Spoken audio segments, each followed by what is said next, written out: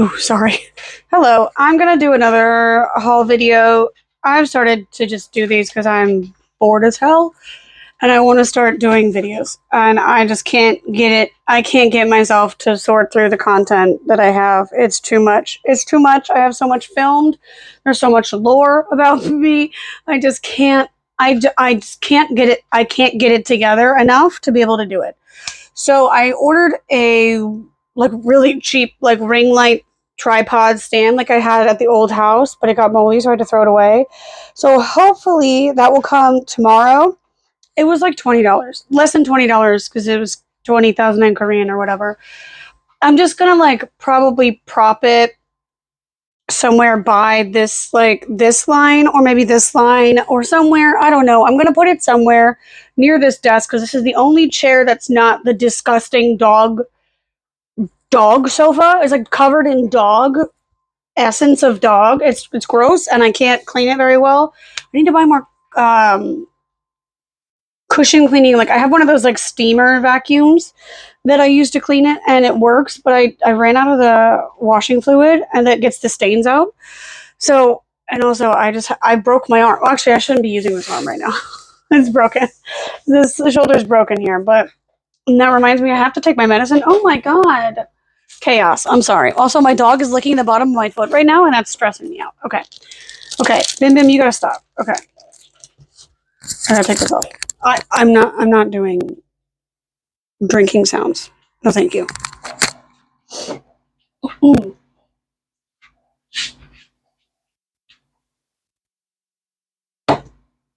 Ooh. That was a lot at once. Sorry. Okay. Put that back on. Thank God I remembered that. That's my pain medicine for my arm. I fell into the gap between the train and the platform on the subway station. And I'm starting to do some personal investigating about it because I want to make a video about it. I want to make a video. I want to talk about it. It is insane. Um, the gap was so big, though.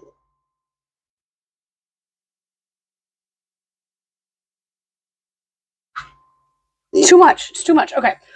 Okay. Jesus. I This is not something I bought today. I bought this several days ago, a couple of days ago. Yesterday? I don't know. I bought it at one point. I was absolutely crashing out at CoEx Mall because if you've been to CoEx Mall, then you understand why. Um, and so I bought some cookies. This was a box of 5 cookies plus 2 for free, which is why would you not just say 7? But whatever. 7 cookies for like 19,500 won, which is less. It's like about 15-ish bucks US dollar USD, whatever. Whatever. It is what it is. Also, Saturday I had to stay out all day. Okay, so I don't know if I said this in a previous video.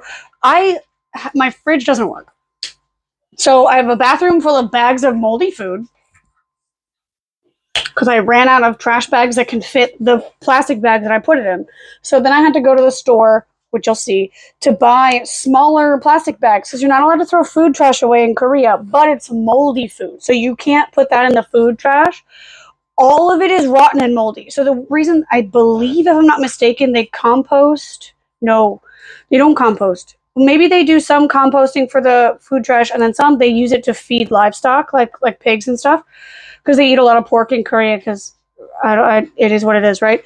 And so that's what I've been told. I don't know if that's the truth, but you're not supposed to put like bones or certain fruit peels, like the rind of a watermelon. I don't think that can go in there. That has to go in regular trash. Also, if it's moldy or inedible, you're not supposed to put it in there. So when you eat, let's say for example, you're eating like a rice bowl or something, like a cup rice. Cup rice? That's not that's not a term. I made that up. If you're eating let's say you're eating like a rice bowl with some pan fried beef or something and you don't finish it all, what you're supposed to do is you're supposed to put it in a bag, like a Ziploc bag or something, seal it and put that in your freezer. And then you fill it, there's a special food trash bag. Um and you fill the food trash bag with the frozen like food that you didn't use. Um, I think mildly spoiled food is okay, but if it's moldy, that's not okay, right? So then I have to put that in the regular trash. But I'm the only foreigner in the whole area. And I know for a fact that some person, some old Korean person, they go through your trash sometimes. I know they do that in Seoul. I don't know if they do it in Bucheon. They're pretty reasonable over here. They kind of mind their own business like a normal person would. They got better stuff or more important stuff to be doing than going through the white lady's trash to find a reason to like report her to the cops or whatever. It's truly insane. So they will often go through your trash to then see what you've done that's wrong or see like your address. Some people go through the trash to find like recyclables or something so they can like turn it in for cash at like the junkyard. I know where I used to live in Shillem, there's like a junkyard across like the major intersections, like quite far away from the house, but it was like within walking distance. It was like a 20-minute walk with crosswalk time. So there's like a junkyard there. A lot of the older people were very low on funds and quite often very homeless in Shillem. So they would collect like the cans and like the bottles and stuff. And then, like, because you can turn in glass bottles, specifically soju bottles, you can turn that in at the convenience store for a couple of cents a day or something. I think, like, they might only do it on Sundays now, but it's up to a certain point. Like one person can only get so much, so that way they can have more for other people or whatever. But they stop at a certain amount of bottles collected per store, so it doesn't get out of hand. So you will see if you come to Seoul, you will see older people rummaging through the trash in the subway stations, especially in Shillem. If you stand there near the trash can, you'll see it within like maybe 20 minutes, 20, 30 minutes, especially towards the end of the night. They will be rummaging through the trash, the recycling and the trash to get recyclable items. I think they can also at that junkyard. He's playing with a toy. Sorry if you hear banging in the background. It is my dog, but he's fine. It's one of them. He's fine. They will. I think you can turn in like aluminum, like cans and stuff, and then also like cardboard and like boxes and stuff at the junkyard in Shillem or like other places. Older people collect cardboard a lot in Bucheon too. So, and it's not for recycling purposes. It's for them to turn it in, and they get a little bit of money back from the junkyard or whatever's buying it from them. We have the same thing in America. My dad's an electrician, so that's my brace I'm supposed to be wearing. Oh my god. So he would take like sometimes he had like spare wires from whatever was I don't know what he was doing, but he had spare wires and like we would strip the wires with like not a box cutter, but like a knife like that, and then take the rubber part off the wire, and then it was just copper because wires are usually made of copper. And so then he would then take that to the metal place, and then they would buy it for however much per pound of metal it was. It's a good way to get a little bit of extra cash on the side. But for a lot of elderly people, Korea's elderly population has the highest, the most common demographic, and I don't know what I'm trying to say. The elderly population of Korea has the highest levels of homelessness out of every demographic in Korea. There we go. That's what I'm trying to say. It's a lot of old people that are homeless, and it is heartbreaking to see. And sometimes the homeless elderly people are like the nicest people ever, and they will go out of their way to help you. One time, I think she was homeless based on context clues. There was an older lady, and we were at Bucheon Station, and I had my big dog stroller, and it has dogs in it, and so of course a lot of Koreans don't think that takes precedence over able-bodied people who could just walk down the stairs, or up the stairs, or on the escalators that are available at the station, and so they'll butt in front of you, even if you were waiting first for the elevator. They'll like go in front of you and be like, "Oh, there's nothing wrong with this. Humans come first." That's insane. You can go down the escalator.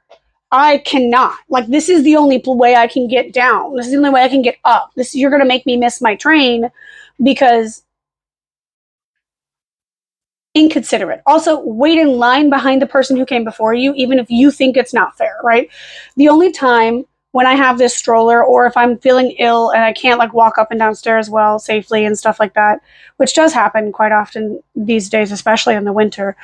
Um, the only time I will specifically like not follow the order of a line is if someone comes up behind me with a motorized vehicle or a wheelchair or something where they physically cannot safely go up and down escalators or stairs. And in that case, sometimes I will even hold back or like call back the old people who got in front or who got in front anyway. Or I'll like specifically tell them to scoot to the side so this person can get through, because that's not fair. They can go ahead of me. They have a harder time than me. If I need to, I can go down the stairs very slowly and hold on to the railing. That's okay, right? Probably can't go up the stairs, depending on how well I'm feeling. I can wait. Not a big deal. I can wait.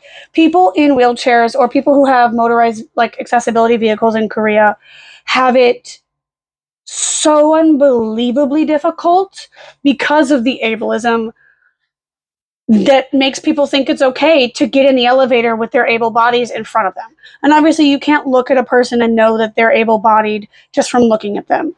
But there are cases where I have seen old people run to the elevator. First of all, you're running to the elevator. Little bit of a clue that maybe you're okay to go down the stairs, right? Maybe not up the stairs. Maybe your knees are all messed up and you can run a little bit and you got the orthopedic shoes, but you can't put weight on it going down the stairs. Okay, fair enough, right? But then they will go up and down stairs after the elevator, because the elevators are really inconveniently placed, because the elevators were a last minute thing, because all like people who can't go up the stairs exist.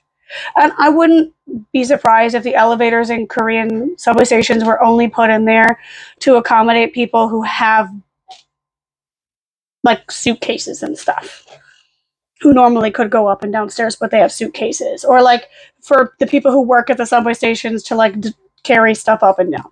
I wouldn't be surprised if it was because of that elevators became a little bit more normal in most stations. That's insane, but that's probably true, because some of the elevator doors aren't even wide enough to fit a regular sized push wheelchair. So I don't think they were built for those people. But okay.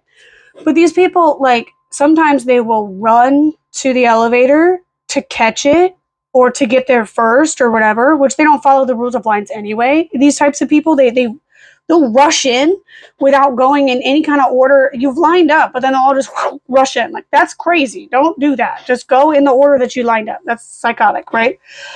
But they also will then, like, to go from, let's say, for example, in Shindorim Station, it's really obnoxious to transfer on the elevators.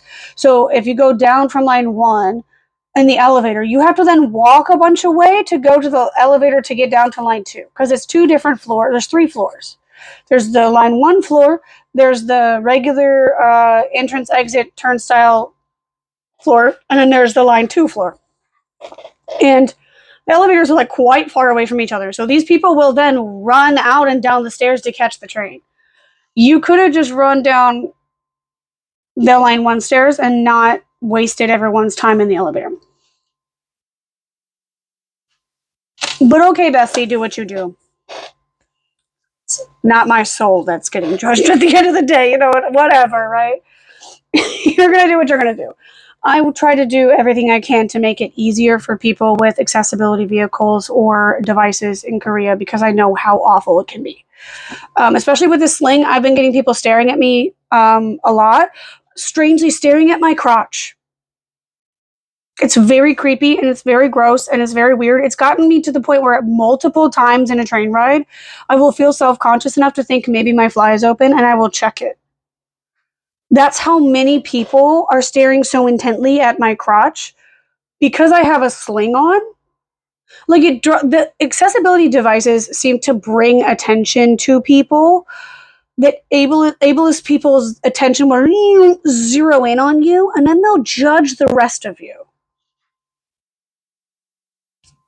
Imagine having to live in an accessibility device for the rest of your life and then still function as a normal person in society in Korea.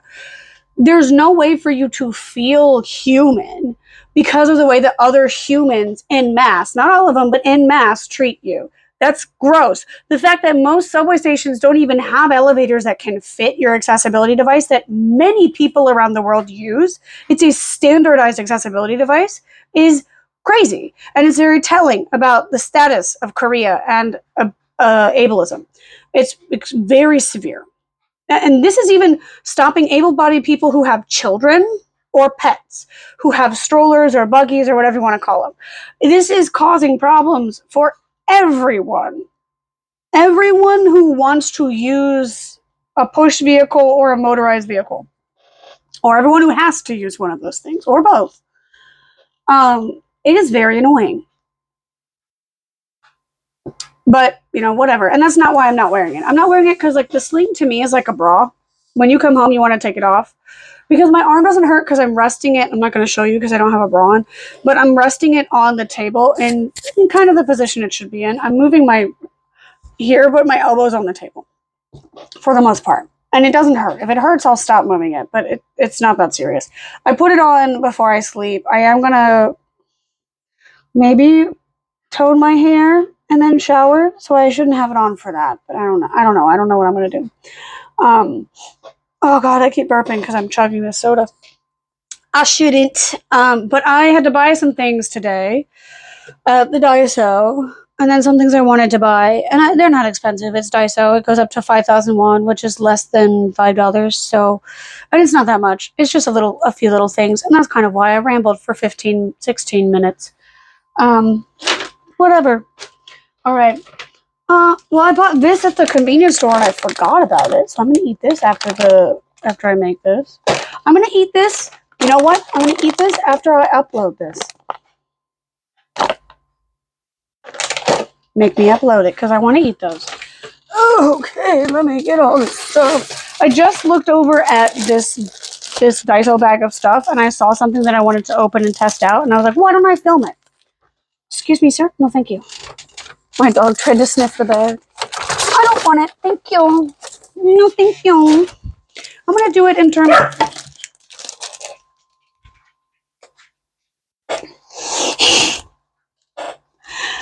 He's getting more erratic with it, and it's scaring me. It's jump scaring me so bad. Okay. My love, my bestie, my Yuki girl, my only daughter so far. Oh my gosh. Hi, Winter. I want to do a status update about Winter. Oh my Jesus Lord. Okay. His behavior is getting dangerous again.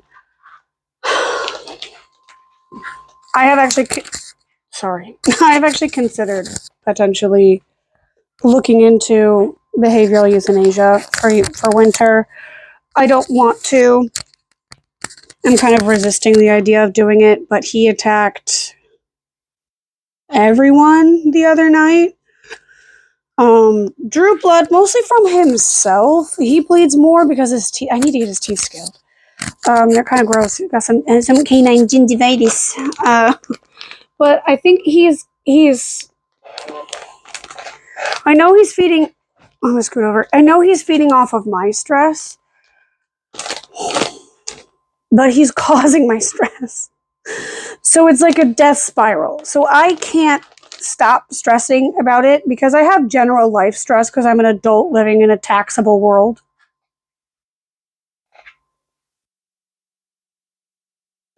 I don't know what else to say. That's a stressful situation. We're not built to be there.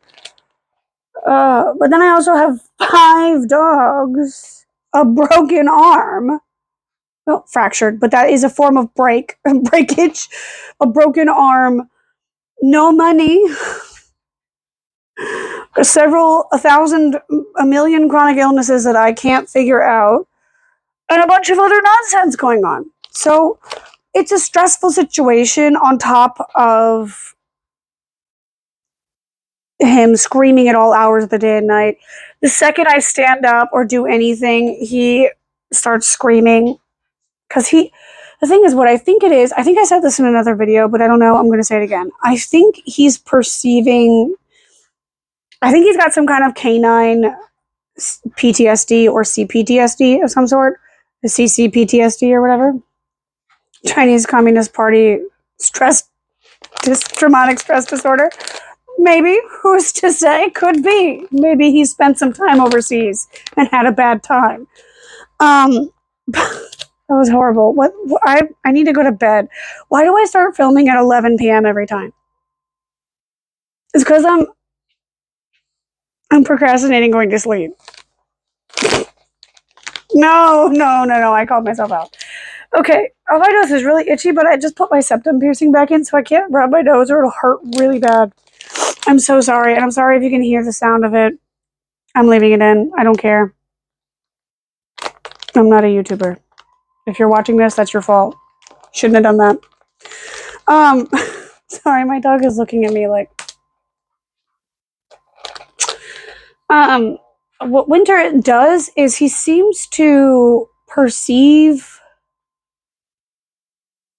intention and vibes from me specifically or from a human that don't exist in the real world. In his mind, yes. So his reality is not in tune. It's not in tune with reality's reality, if that makes sense. So he seems to feel that if I stand up or if I turn around and look at the door area, I am going to fight him. Never in my days have I fought him. And if I did, it wouldn't start with calmly turning around and looking at the dishwasher that turned off. You know? She's growling. No, that's growling. Okay. Obviously, other dogs having conflict and then makes the energy kind of negative. Winter will do that too, right? But if I were to scold one of the dogs for doing something that I don't want them to do, even as if I very calmly scold them, which I typically will call them over to me and then tell them not to do it calmly and redirect their behavior somewhere else. That seems to be what works for my 5 incredibly stupidly intelligent dogs. They're so smart. Yuki potty trained herself in 2 days. I don't even know how she did that. I didn't tell her one time. And the other 2 dogs I had in the house were not potty trained very well. So she didn't watch them and learn. She's just really smart, I guess. Well, not I guess. It's true. The puppy learned how to wait to pee until he's not in his crate anymore. I never told him that. I didn't. Oh, my word. Oh, it fell in the bag. Home run, whatever. I don't know. So like these dogs are really smart. And so Winter is also extremely smart. He's very good at pattern recognition, which is bad if he has some kind of PTSD. So he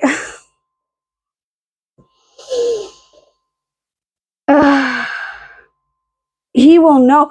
I don't like it when the dogs lick the floor because they lick the floor 1,000% of the day, and it is really annoying to hear that repetitive sound. It drives me up the wall. And so I will tell them, hey, stop licking. If a dog starts licking and I didn't say anything about it, he's even like looking at me right now.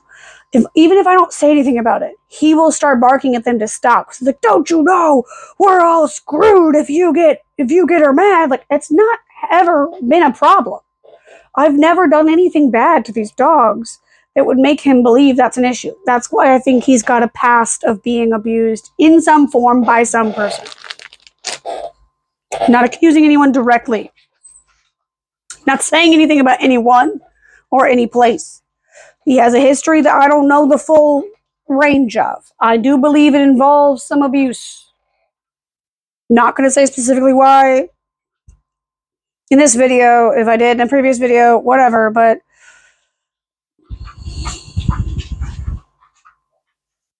I do believe he has had a hard time.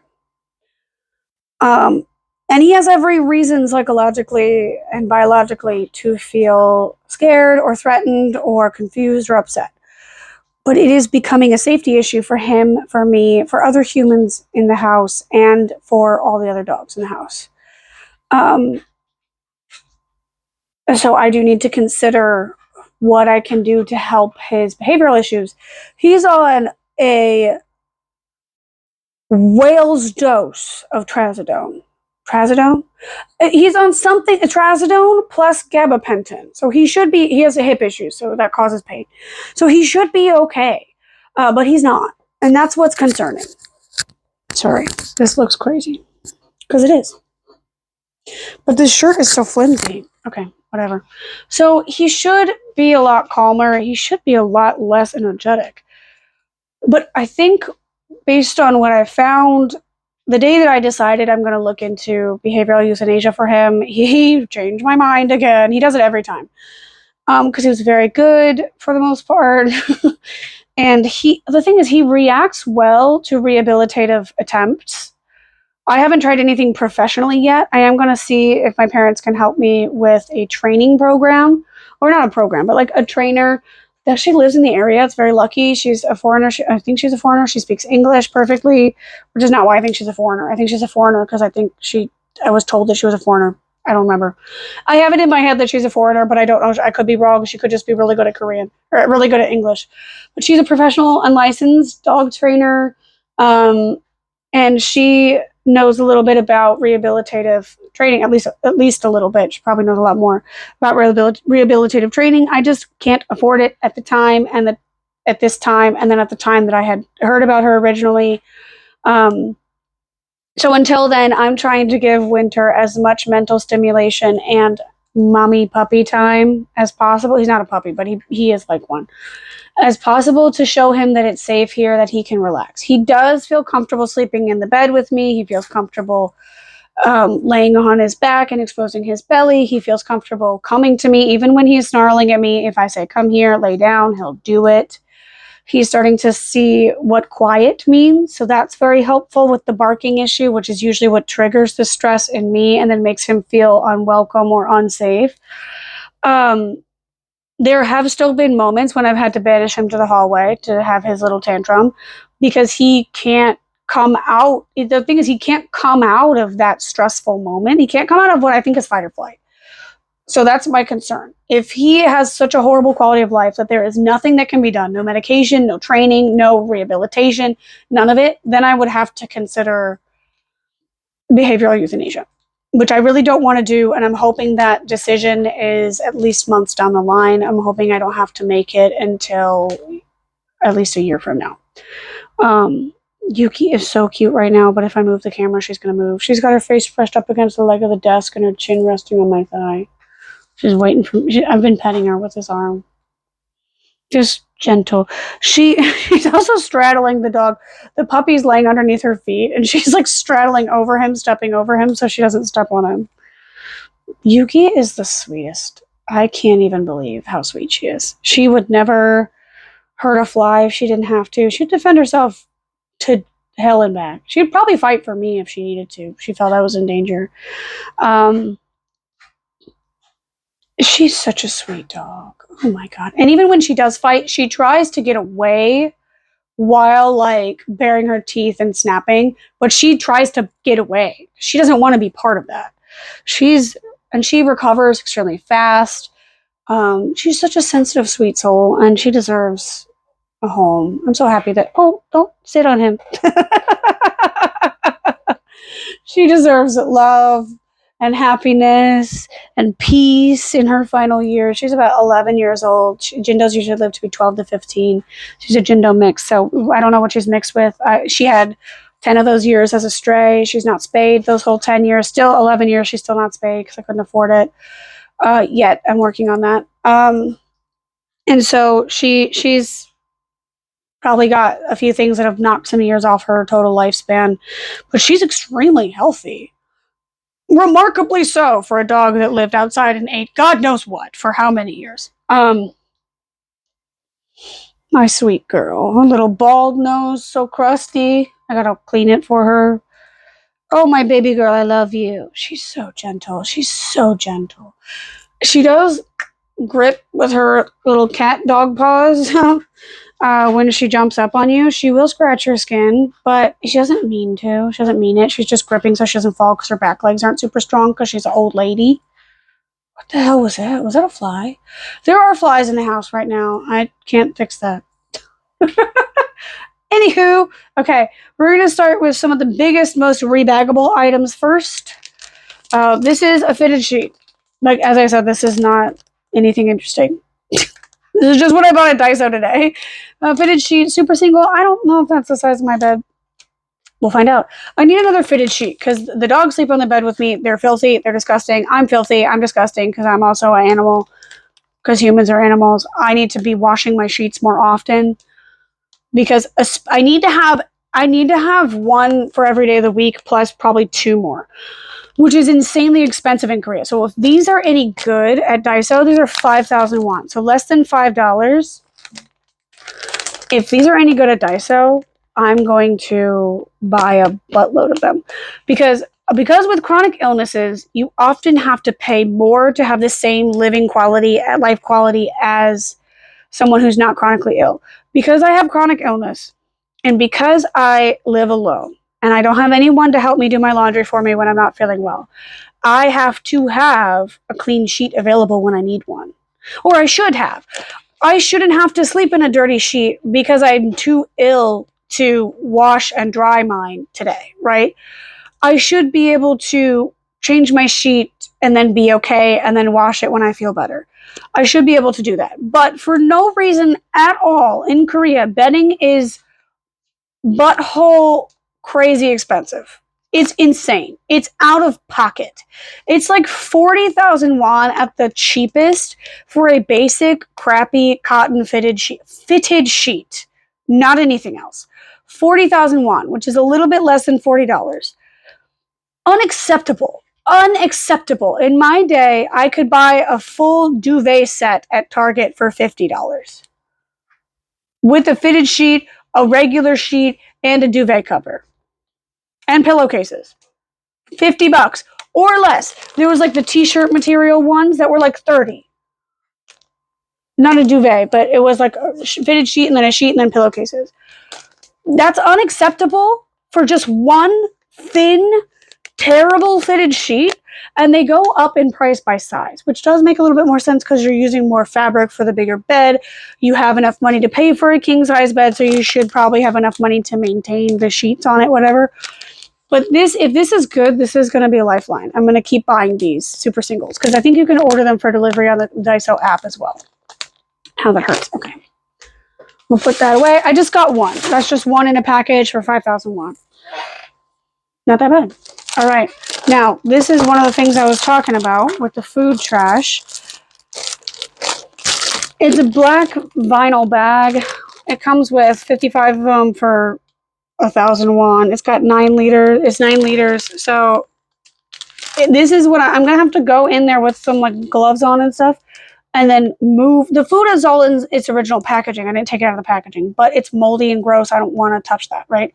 So I'm going to have to take all the stuff out of the 40-liter bags, put them in multiple 9-liter bags, and then put multiple 9-liter bags into the trash bags so that nobody can tell that there's food of any kind, whether it's moldy and okay to throw away in trash or not, because I don't want to deal with that smoke. I bought 2 of these because I also use them to clean up the potty pads.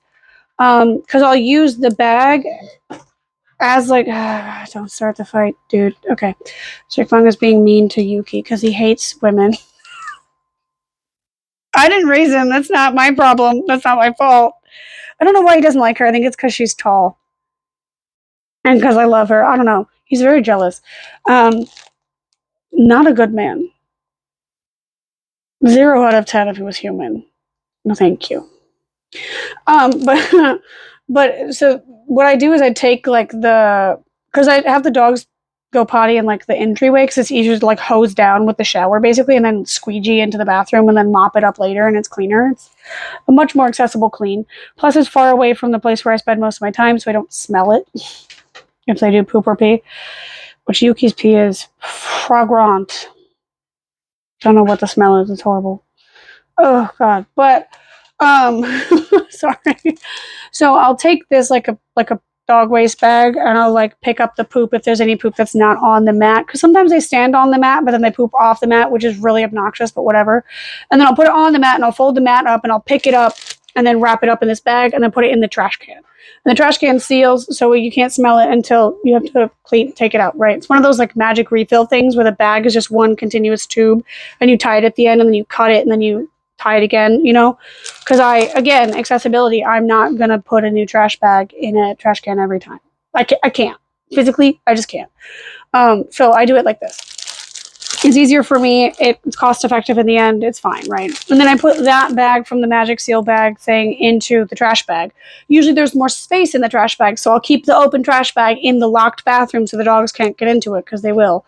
And then I add more of these, because I usually use at least one of these every day for the dog mats. So I bought 2 bags because I need to stock up. And my Daiso doesn't have normal size. They only have like 40-liter ones, which is why the food is in 40-liter bags, which is the only trash bags I have are 20 liters, so I can't fit. It's annoying. Okay. Anyway. Sorry, Winter. It's okay. He's laying down. Okay. I bought this because I wanted to do a craft, and I forgot to do it today. I forgot that I bought it. Maybe I'll do it tonight. Maybe I won't. I was just saying. It's like to make like a little like bead thing. I don't know. It was 2001, less than $2. This is something I don't need, but something I wanted because, well, it is something I need in a sense, right? I do need some relief from the world. I've started doing more hobbies since getting out of that extremely, like, horribly abusive and oppressive union, and then getting away from the extremely horrible and abusive and oppressive landlord that I had before this, and dealing with so much garbage, just garbage in my life, just horrible people, horrible situations, just horrible things. I've started finally getting interested in doing things that don't really do anything for me. They're productive in a sense that I'm creating something, but they don't further my life. They don't get any of my chores done. In fact, sometimes they get things dirtier. They stain my shirts if I'm painting, or my desk if I'm painting, or if I make like nail sets, like I've been starting to do, or I make press-on sets for myself that you can reuse. I'll make these. I bought like Jesus Christ, like Gel-X, and then I bought like nail glue, and I can like glue it on my nail, and then it fits, and then I can wear it, and it's cute, and it's like I don't have to pay for the salon, whatever. It's fun. It's giving me something to be creative about. I have a bunch of beads, and like not beads, but like charms and gems and paints and stuff. So I have a reason to do it. It protects my nails, ironically enough. My nails are extremely thin, so if I put the nail glue and then the nail on it, it keeps my nails a little bit safer. It's something that allows me to express myself, whatever, right? And the dogs love it when I have the long, scratchy nails. I've started painting in a paint by number things that I've gotten from Daiso, which I love. I just bought another one recently. I've got like 5 or 6 that I can do at any moment that I feel I need it. It helps me unwind. It helps me with stress. It's great. This is another one of those types of things where I can do this, or like cross stitch, but I don't really want to do cross stitch because that's going to like annoy my arm and stuff. But I've also got sewing stuff that I want to get into once I have it in me to clean up the second room a little bit and then set up the sewing machine. I want to do tailoring. That's why I have the mannequin that I never named. I want to start creating stuff. Some things can be useful, right? Like the paintings can decorate things, can be decorative. The clothes I can use to make clothes or mend clothes. I want to start learning how to make underwear and bras for myself, because those are things that are kind of hard to come by in my shape and size in Korea, and I want to be able to customize it so it's most comfortable for me. I want to take the wires from the bras that don't fit me, or they're like worn out or like kind of old or bad, and then put them into like a new bra that I make, whatever. I don't know. I'll figure it out. I want to start getting into like creating my own stuff. Or like tailoring stuff. I have a bunch of jeans that are ruined, like they're ripped to a point where I can't ever wear them, or like they're like ripped in the crotch area. I can't really repair that easily without having an obvious patch there, which just looks crazy, in my opinion, for me. And so I can like kind of make them into a denim skirt, or like a denim jacket, or like a denim something, right?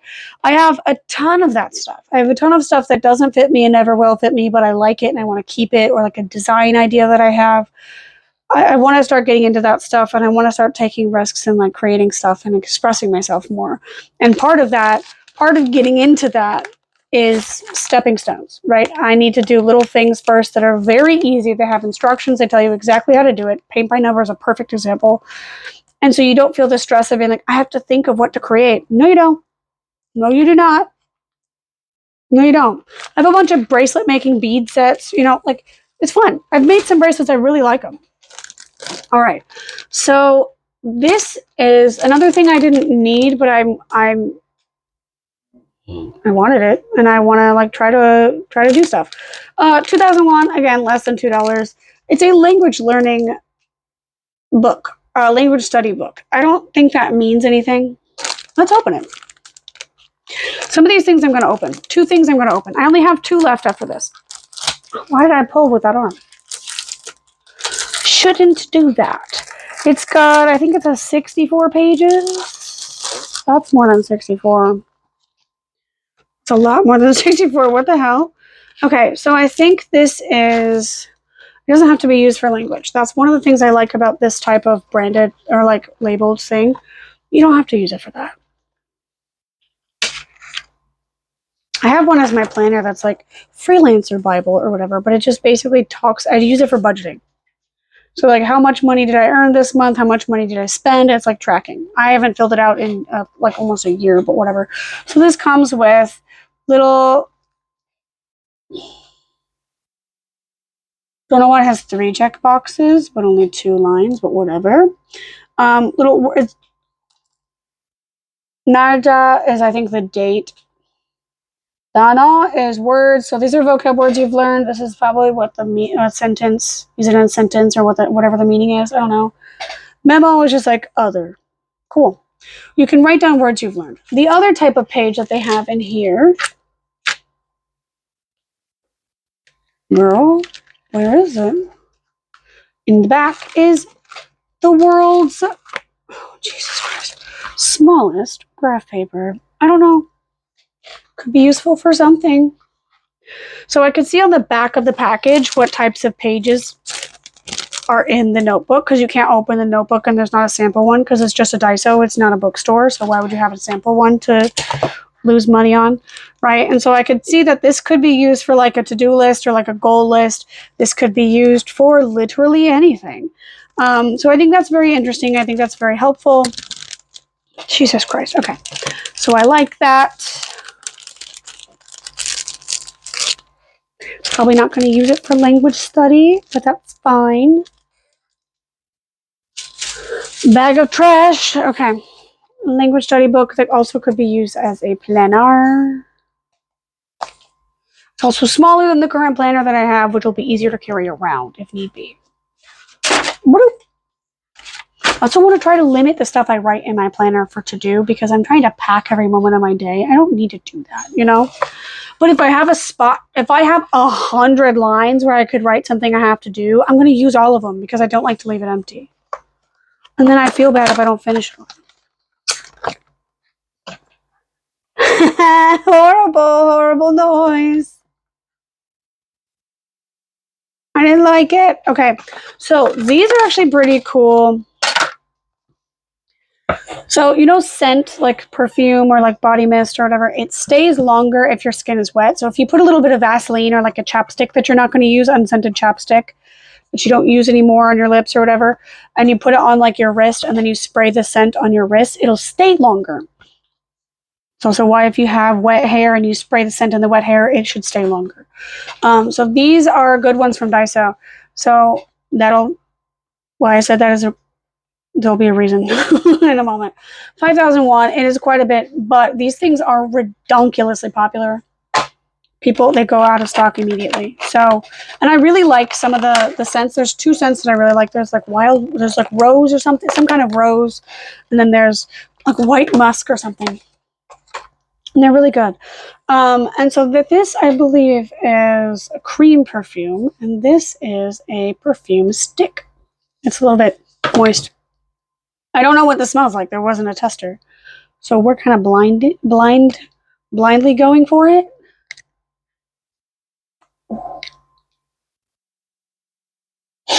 It's just called Pure Blue.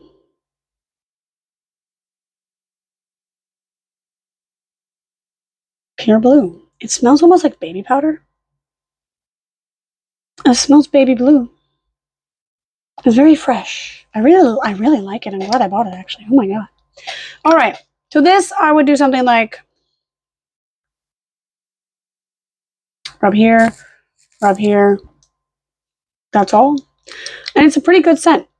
Pretty good strength. Not overpowering, but also you can smell it. This looks like it's a cream scent. So if you don't want to, oh, I got it on myself.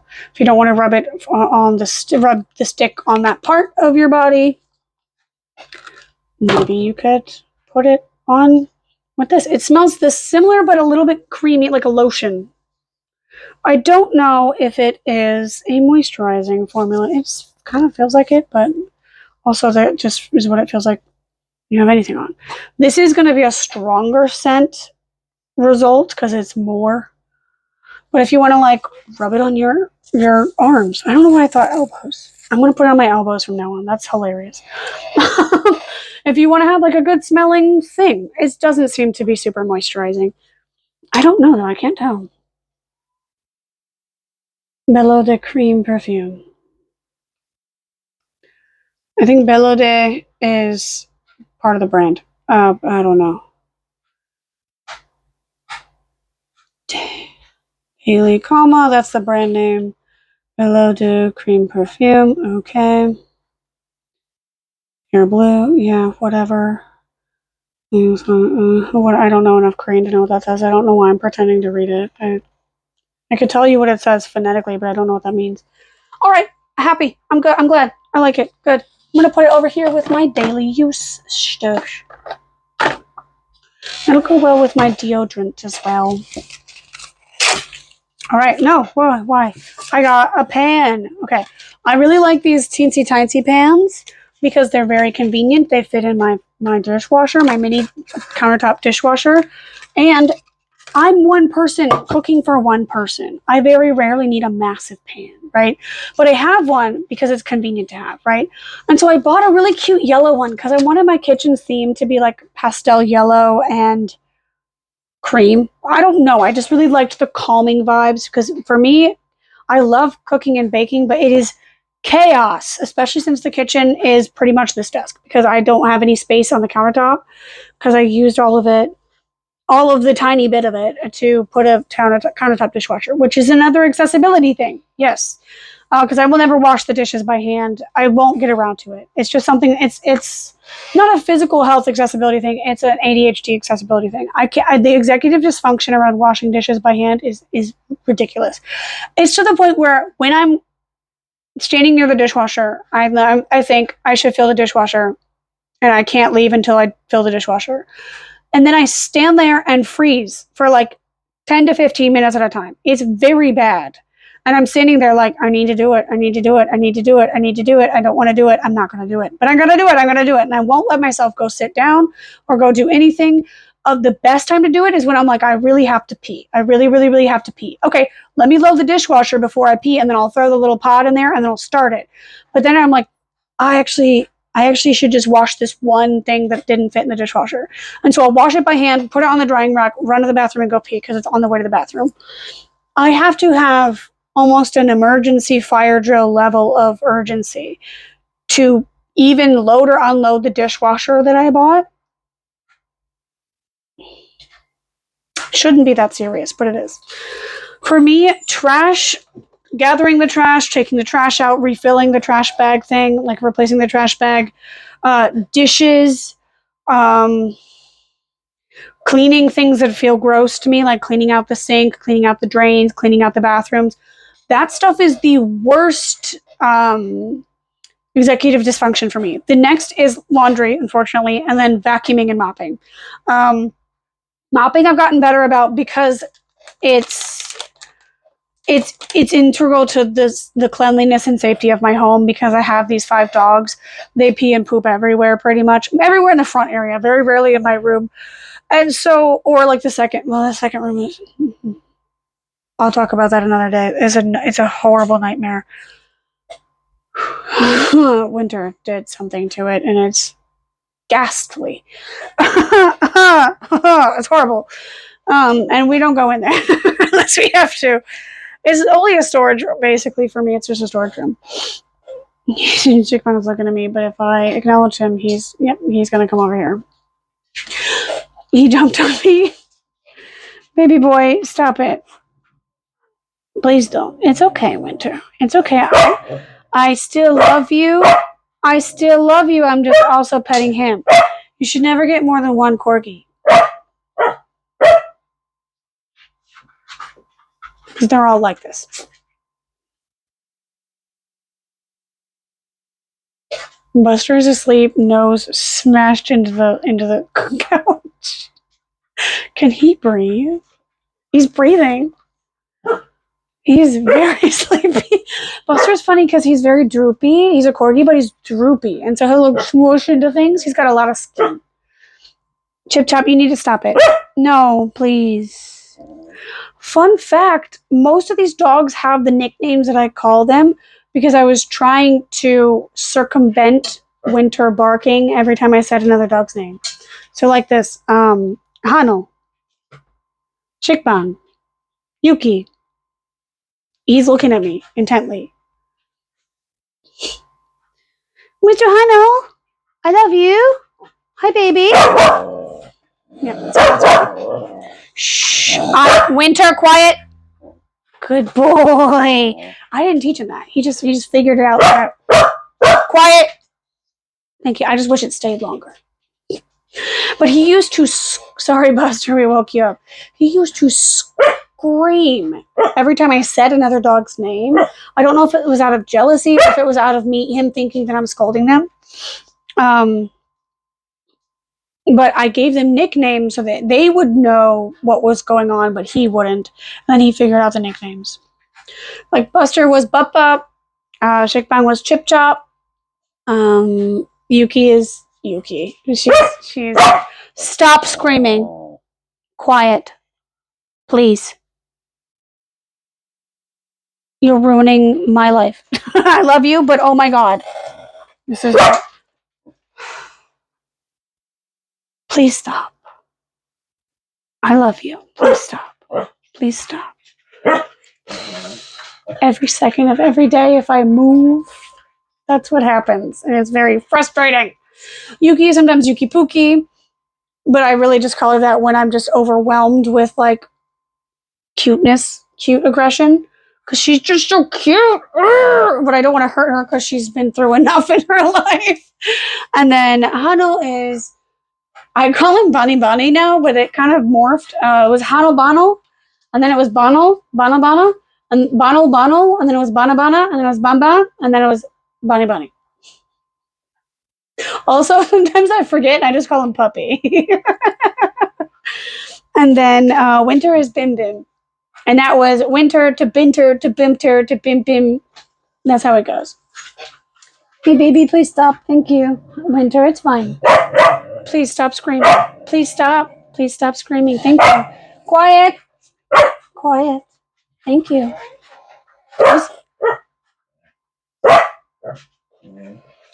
Bim. Down. Down. Down. All the way down. Down. Thank you. Good boy. The only two commands that I know that he knows are down and now I guess quiet.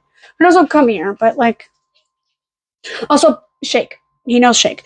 It's hard because he had a home before this, and so Shakebong and Winter had a place to live before they came to my home. Buster, God knows what happened to him. Yuki probably didn't ever have a home. Hanel didn't have a home for sure, guaranteed. At least not for a long enough time for him to even remember his original home, which is really sad. He was dumped like right away. He was like 4 months old when we found him. He had been dumped a couple weeks before, actually. So Winter's original family taught him stuff. I don't know what all they taught him. His original family spoke mostly English, Korean, and Spanish. Really cool mix of things. He mostly was spoken to in English according to his original family, so whatever. Except on walks, sometimes the mom would give a command in Spanish because she was from a South American country that speaks Spanish. I want to try to keep some anonymity. The husband was Korean. They spoke English to each other. She speaks Korean as well. I don't know if he speaks Spanish, but she does. And she was the one who was the primary caretaker of the dog. They have a son who speaks, I believe, all three, which is really cool. He's also a really cool kid. Love that kid. He's awesome. Buster knows English and some Korean because I tried to teach him both terms for the tricks just to make it easier to have someone else pet sit him or like play with him or whatever. I mostly try to use hand signals. So if I do this, Buster knows tone or paw. Or for winter, it would be shake. Hado mostly knows English. I don't think I've said anything to him in Korean quite yet. I don't think I taught him any Korean. Yuki mostly knows English, but I think she's been spoken to a lot in Korean. She's been exposed to Korean a lot because she was in like rural Korea. It's okay, girly.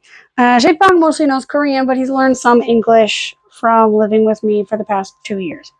I've had him for 2 years, which means I've had Buster for more than 2 years, which is insane. Mr. Pip Pop, I love you. Also, Pip Pop. Chip Chop, Pip Pop. Oh, hello, Yuki. Oh my gosh. A feature. Oh, baby girl. You fell? Okay. Come up here. Come on up here. You're okay. Come on up here. Try again. Shh. Bim Bim. He does. Bim Bim. Down. Down. Down. All the way. Quiet. Quiet. Bim Bim, be quiet. This is one of those times he can't calm down. I have to put him in the hallway. Go out, hallway. Hallway. Go out. Outside. Out.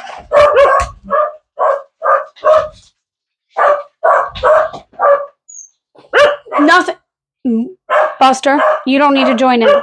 Buster, stop it. You're not helping. Stop. Nothing started that. Nothing caused that. He just decided that it was time to start screaming. There was no conflict. There was nothing going on. It was partially probably because I was turned towards the dogs and acknowledging the dogs, and he was getting upset and like entertained. Buster, stop talking to him. Let him be alone.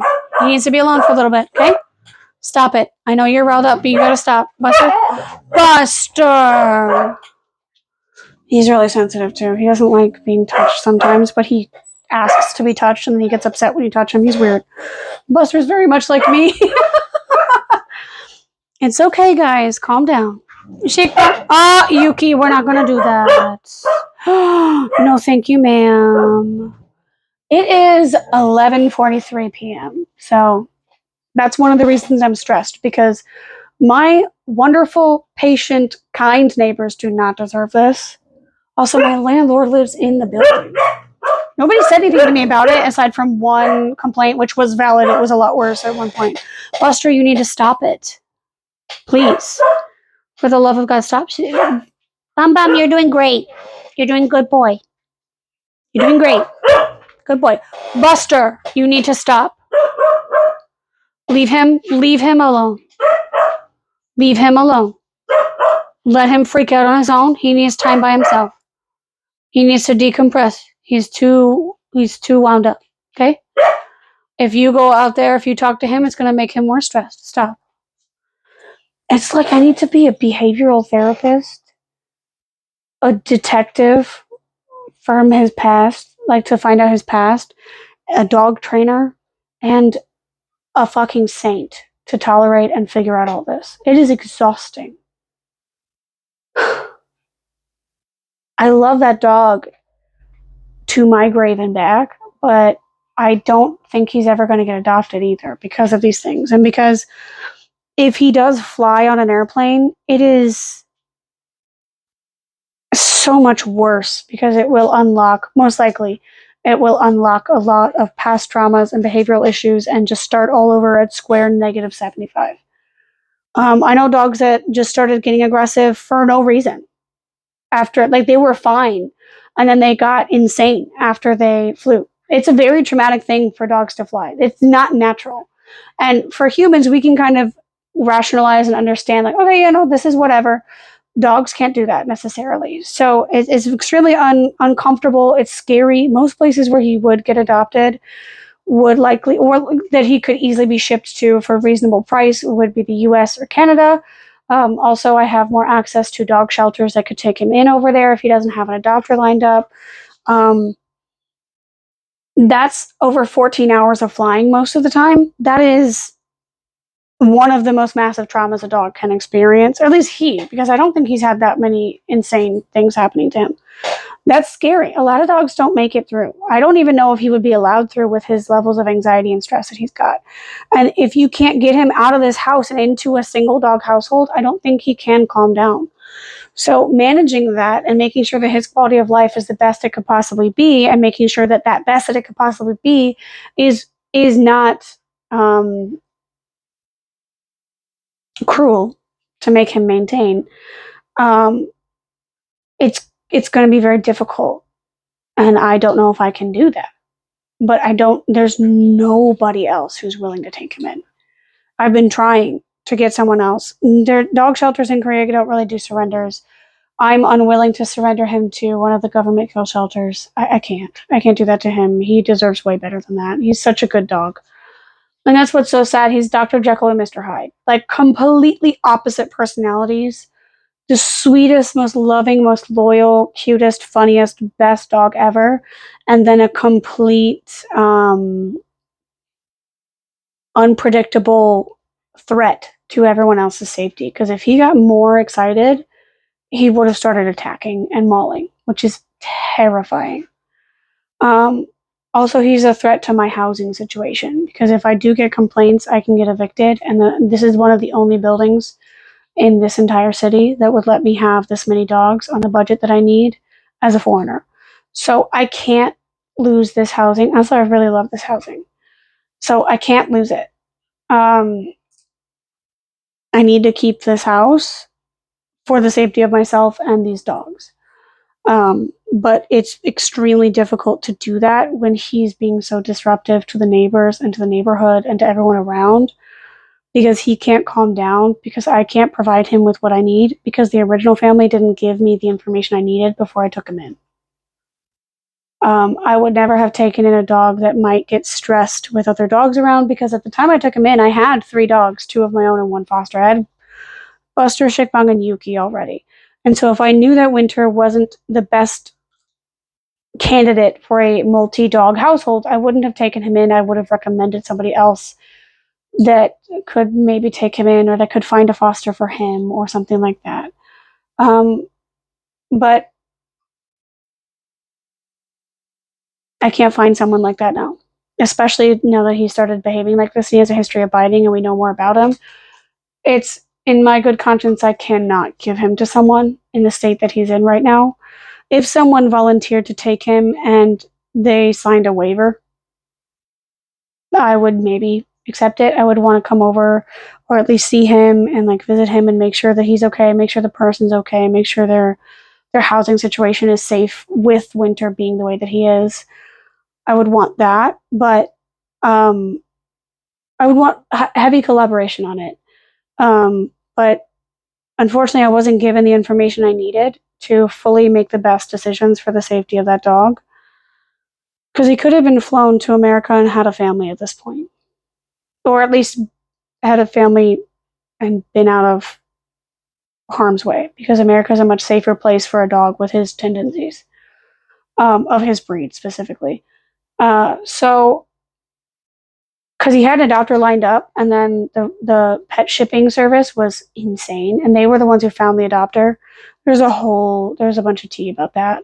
The reason I ended up with him long term is because I refused to let him fly when he had Giardia, which I still think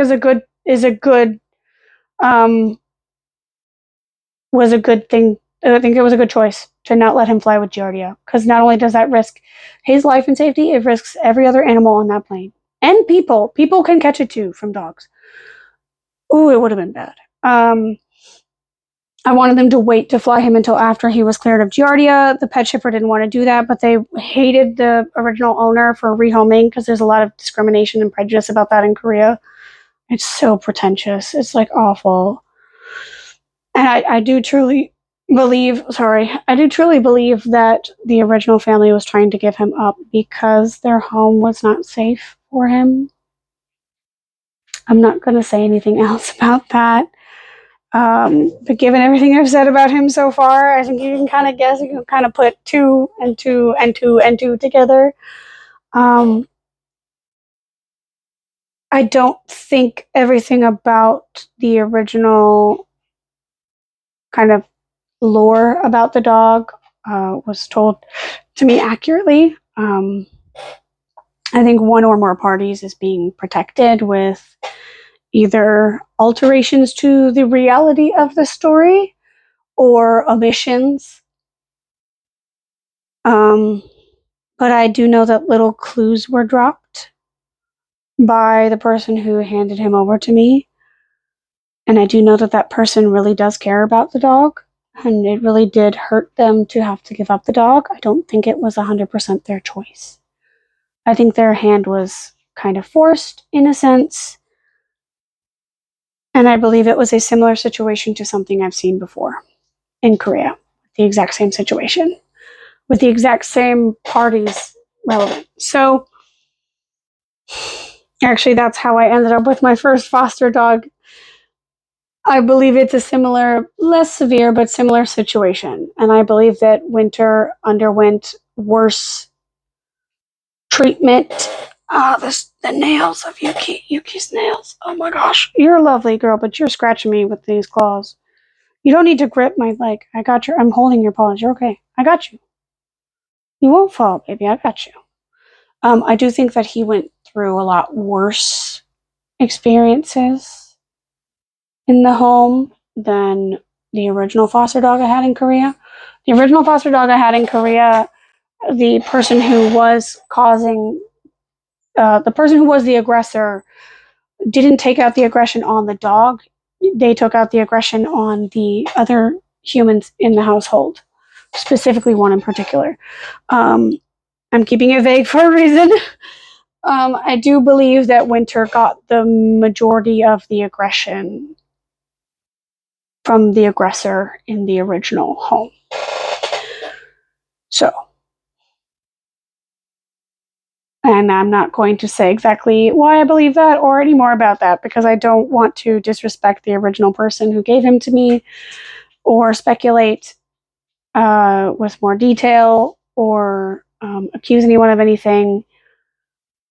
I do respect the original person who gave him to me, and I hope that they're doing well in their activities in life now. I want to do right by them and by the dog and make sure that he has the best quality of life possible. And unfortunately, sometimes the best quality of life possible, especially with hip dysplasia nearing his older years, could eventually turn into no life. I don't think that is the case yet. I'm going to do everything in my power to make sure that he is okay and that he does stay okay and that he stays alive on this earth with a loving home. But if the time comes where the decision has to be made that it's best for him to move on to the big farm in the sky, I believe that my vet and the other animal activists around me will help guide me through that to make sure that it is the right decision. At this point, if the police had been involved in any of these situations, he would have already been put down months ago. I have deliberately not gone to the police and not recorded any of these incidents in an official format because I don't want him to lose the chance of being rehabilitated and treated and to recover. I do believe that he can. I just don't know if he can do it in my home.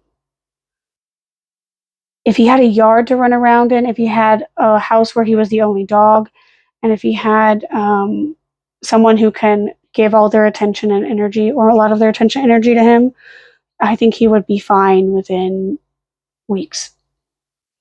But the tragic thing is he doesn't have access to that in this country, and I don't think he ever will. And flying could make him much worse, and I don't want to send him across the world or to another country if I don't know how that's going to end up being. There are a lot of corgis that are bred immorally and irresponsibly in Korea and then given to people who don't fucking know how to handle a corgi, and so they fuck up the corgi. Corgi's psychology is so delicate as it is. They are insane dogs. And I mean that in the best, most loving way possible. They are psychos. They're little nutcases in the best way. But if you do enough things wrong enough times in a row to that dog or for that dog, they will become permanent nightmares because of those same qualities that make them so funny and cute and sweet and loving. Same with other dogs that are very loyal working dogs. Corgis are working dogs. And they're not influencers. That's not the job that they were bred to do, although there are a lot of corgis on Instagram and YouTube and stuff. They are working dogs. They are meant to be out doing a job on a farm almost all day. They are meant to be figuring out and strategizing with each other how to get these cattle back to the place they need to be. They are meant to go run out in the field and bring back the livestock. They are herding dogs. They are stupid smart. They can literally figure out puzzles, like human style puzzles. They are insanely intelligent. Insanely intelligent. And they need so much mental stimulation. They need more mental stimulation than they need sleep and food combined. Like, they're psycho. I love it. I love it. That's what I love about them. They're also insanely loyal. That's why Winter will come back in this room and still cuddle with me after fearing for his life for seemingly no reason because I told him to go in the hallway. He will still sleep in my bed with me and cuddle up to me and fight any other dog that tries to touch me because he's jealous and he loves me very much. That's not good. He's got very unhealthy attachment styles for dogs. I know that's a thing that there's a therapy speak that people use wrong all the time, but that is a thing for dogs. I don't know what the right term is for canine behavioral stuff, but that is what that is. He's got a very, very, very resource guardy attachment style to his human. I am his human because I'm the one who spent the most time with him for a while. I'm the one who's raising him right now. He's very territorial. His prey drive is insane. He's probably the smartest dog in the house. And I can tell that because he's also the most restless and insane dog in the house. And all of them get the same amount of mental stimulation. And he's the only one freaking out and tweaking about it. I think he's probably the smartest dog I've ever had. Which is a curse. Because that means that the smarter the dog, the more time you need to spend keeping his brain occupied. Because he's not working on a farm. And he couldn't work on a farm because of his hips. So even if I found a farm in Korea that I trusted to treat him right, which those don't exist. Oh my God, those don't fucking exist. Don't ever send a dog to a farm in Korea. They will immediately be killed. They're horrible. Even a farming area. Don't send a dog there. Don't let people in those areas adopt the dogs. They have enough dogs. They have enough access to dogs that are just strays because a lot of strays are out in that area. But also the neighbors, even if the family who wants to adopt are phenomenal, chef's kiss, the best owners, the neighbors have bloodlust for those dogs sometimes. The smallest thing can set those people off. And it's a completely different society than what you would expect as a neighbor here. My dog could be barking and pissing off my upstairs neighbor 25 hours a day, 8 days a week, 366 days a year. And they would never dream of killing my dog. They would kill me before they killed the dog. Out in the farmlands, they'll just kill your dog and then bury it and then never tell anybody. It's a Wild Wild West out there, pretty much, in the terms of dogs and cats. Because they have farmers will just find a stray Jindo mix, trap it, put a collar and a chain on it, and that's their guard dog now. And if the dog escapes, okay, cool, they'll find another one. There's so many dogs out in that area. And I don't think they use herding dogs in Korea to do the farming. I think they have other methods of doing that. That's not really a typical thing because there's not really a native herding dog as far as I know. In Korea, I don't think it's a traditional agricultural method. They do have guarding dogs, like Jindos. That's what they're bred for. Anyway, enough talk about dogs. At the end of the video, I'm going to change the mood immediately, harshly, and talk about this pan that I never got to talk about. This is a good size for me. It also matches my shirt. LOL. And what's really cool about it, I bought a little yellow one that's this same size that I also saw at the Daiso, but it doesn't work on an induction heater, so I have to use it on the stove, and I hate doing that because I hate that stove. I hate that stove because I hate where it is. I hate that I have to stand. I hate that I have to deal with that because all the other prep and cooking has to be done here because I have no countertop space over there. So it's really annoying to carry, and it's just, especially with these dogs under my feet, they're all under my feet. They all follow me everywhere I go, except maybe Shake Bug, but he does sometimes. He just usually, he knows I'm going to come back here because he's also really smart. He's probably the second smartest dog in the house.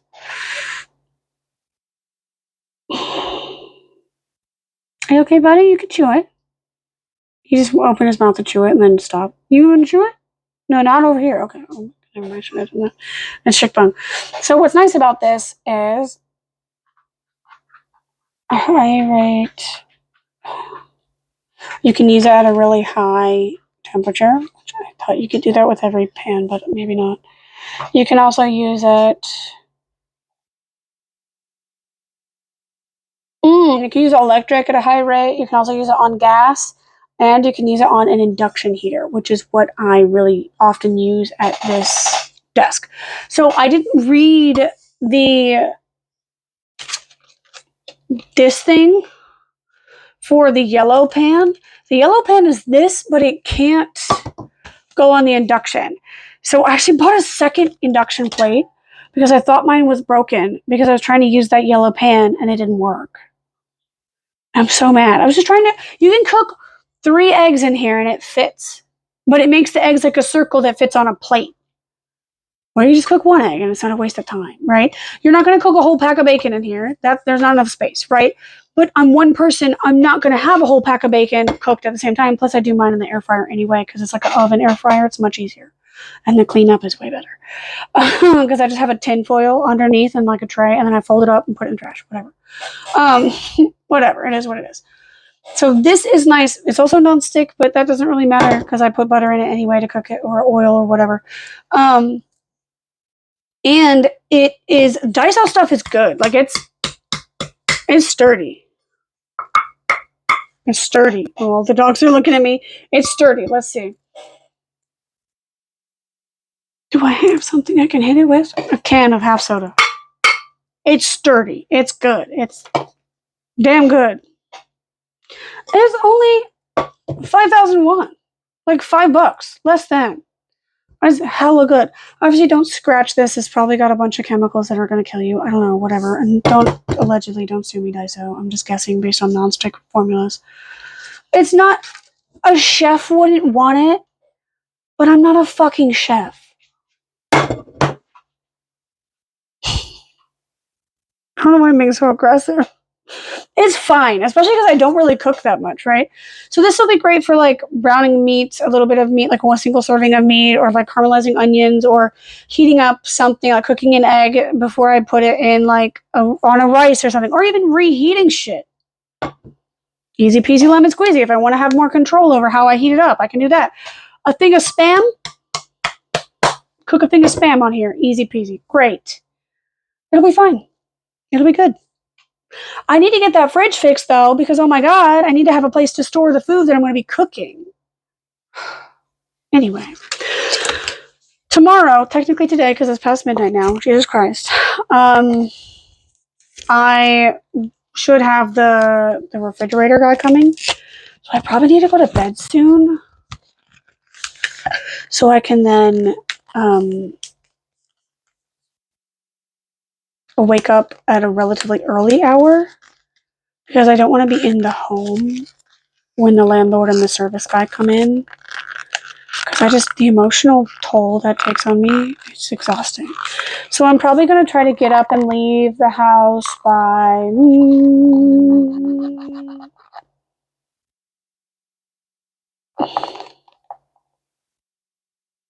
8 or 9. I don't know when they're coming over. Probably 8 or 9. Hopefully they're not there by then.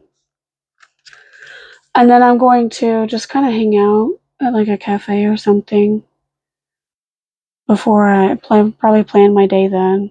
Figure it out what I'm going to do then. Hey, Chip Chop, can you stop chewing on your feet, please? Thank you. The sound is kind of bothering me. Thank you. Good boy. Apparently, if you're looking at a dog straight in the eyes, I don't know who doesn't know this. You should probably know this. Oh my god. But if you're looking at a dog straight on in the eyes, that's a sign of like, I'm gonna fucking get you. So don't do that. If a dog is looking at you and they wink at you or they blink at you, that's them trying to be like, I'm not gonna hurt you or you're gonna hurt me. So wink back. Or blink back. Kind of like when a cat looks at you and then they blink slowly, that means they trust you and that you're not going to hurt them. So you should blink slowly back at them, and that's a moment of connection. Same thing with dogs. It is a little bit different, but it's more like a situational thing. You don't have to have like a connection to do that, but it really helps. So a lot of times when Winter is being a fucking freak, lovingly, I say it lovingly, and he's staring at me and I'm staring at him, and I'm like, are you gonna chill out? Shut up. He'll blink at me or he'll wink at me, and then I'll wink at him, but I give him a serious face because he understands human facial expressions, which is crazy. That's how smart he is. He understands human facial expressions and he can sense your emotions, which I know all dogs can do that. But he's so smart that if I look at him like this, he knows it's not really a problem. But if I look at him like this, like that, he knows he's in trouble. He's a genius. He's so smart. Too smart. Hey, Chip Chop. What's up? What are you looking at? No, don't come over here. I shouldn't have done that. I knew he was going to come over here. Hi, Yuki Pookie. I love you. Thank you for the kisses. Thank you. Thank you, lovely girl. I love you. They're like, well, who are you talking to? You've gone insane. They're kind of worried about me, I think. It's okay, Buster. Good boy. Is your eye okay? He's twitching. I think his eye's watering. You okay, baby? You sleepy? Yeah. Hi, thank you, Yuki. Good girl. I wish I could show you them. I'm not gonna. I'm not moving the camera. That's how lazy I am. Hi, honey bunny. How are you? So now I can use my induction heater with the frying pan. As soon as I get some actual food to use. So. Girl. Ow, my leg. Okay, good girl. Thank you. So painful. Okay. I ordered food and I didn't eat almost any of it because I wasn't hungry. I don't have a fridge to put it on. I'm gonna go check if the freezer's working. I'm gonna go. Goodbye. I have to go. I have to go. Or I'll freak out. I have to go. Okay, goodbye. I'll never leave if I don't leave. Okay. Hey, can you get out of that bag, please? Thank you. Thank you for watching if you did. If you didn't, fuck you. Just kidding. That doesn't, you won't see it anyway.